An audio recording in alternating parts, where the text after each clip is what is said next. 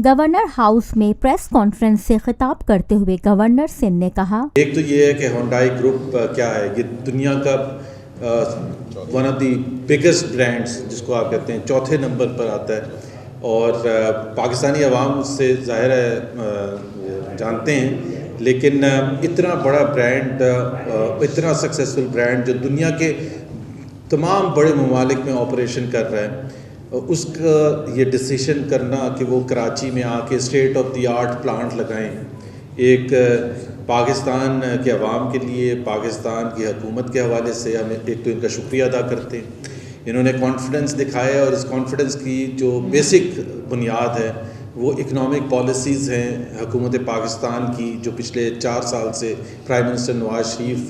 के आने के बाद शुरू की गई थी और जिसकी बुनियाद ये थी कि हमने डोमेस्टिक इन्वेस्टर्स को और ग्लोबल इन्वेस्टर्स को पाकिस्तान की तरफ माइल करना है, पाकिस्तान में इन्वेस्टमेंट लानी है। और जब ज़बरदस्त ब्रांड्स जिस तरह हुंडई है,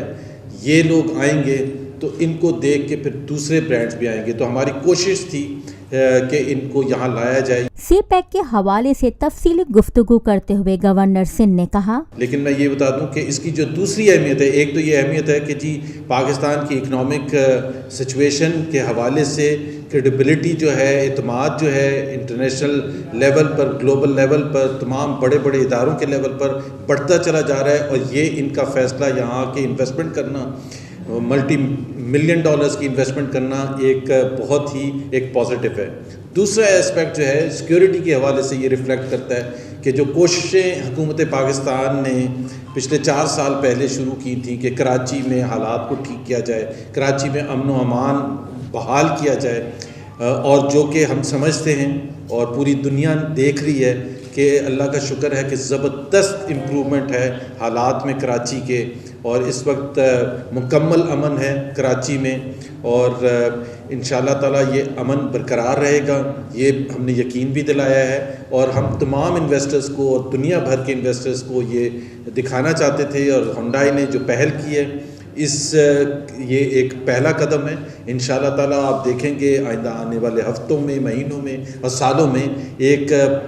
रौनक कराची बन जाएगा। और हम सिर्फ ये नहीं कह रहे कि कराची इन्वेस्टमेंट हब बने, लेकिन कराची की बहाली पाकिस्तान की बहाली का पहला कदम है। मोहम्मद जुबैर उमर ने मजीद कहा, मेरा ख्याल है एक जो बहुत एक मेजर डिफरेंस है इस दफ़ा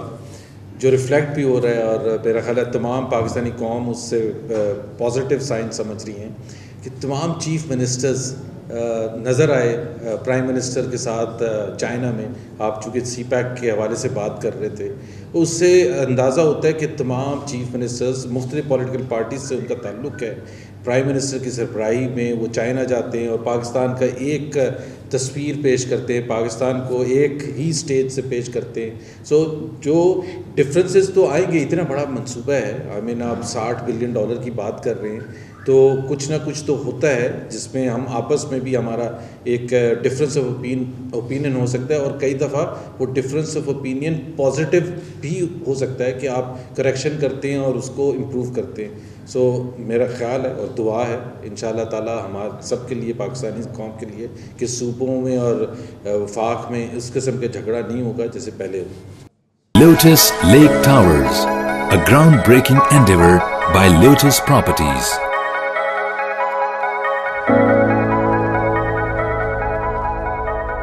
मुल्की, बैनुल-अक़वामी, समाजी, सियासी, तिजारती, सकाफती, तफरीही, मालूमाती और खेलों से जुड़ी हर छोटी बड़ी खबर का मरकज़ TNN TV।